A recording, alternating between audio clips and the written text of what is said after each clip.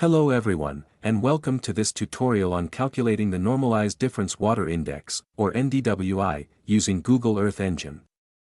NDWI helps us detect water bodies from satellite images, and today, it'll show you how to calculate it step by step. Let's get started. First, let's turn on the satellite view and select a point on the map where there is water.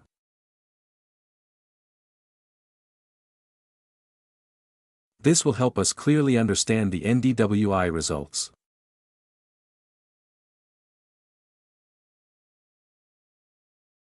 Let's write the code now.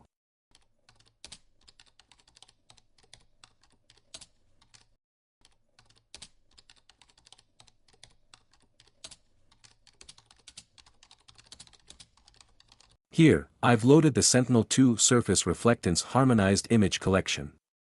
This dataset provides high-quality imagery.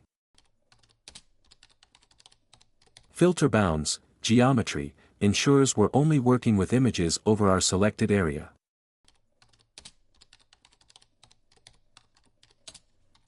Filter date limits the data to a specific time range.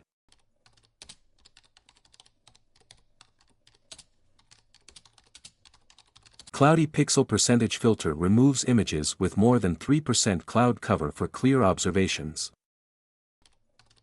Finally, median calculates the median value of pixels to reduce noise from any remaining clouds. Next, I'm adding the Sentinel-2 RGB image to the map.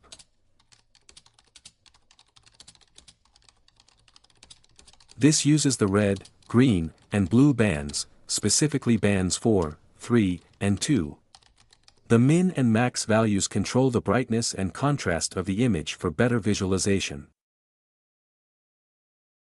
Now let's run the code to add the image to our map and check how it looks. Now, let's calculate NDWI.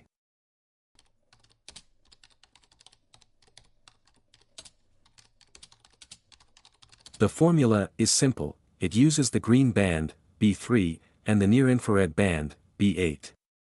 The normalized difference function applies this formula, green minus NIR, divided by green plus NIR. This gives us a new image where water bodies have high values and other surfaces, like vegetation or soil, have lower values.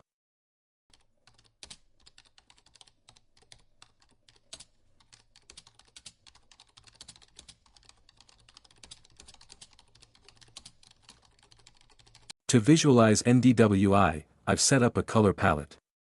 Areas with high NDWI values, like water, appear blue, while other areas show up as white.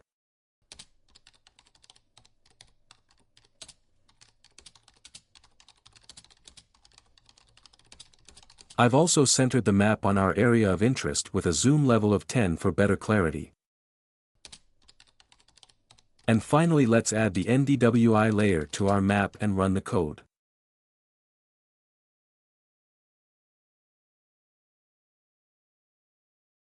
And that's it. We've successfully calculated and visualized NDWI in Google Earth Engine. This method is useful for monitoring water resources and understanding environmental changes. Don't forget to like, subscribe, and comment if you found this video helpful.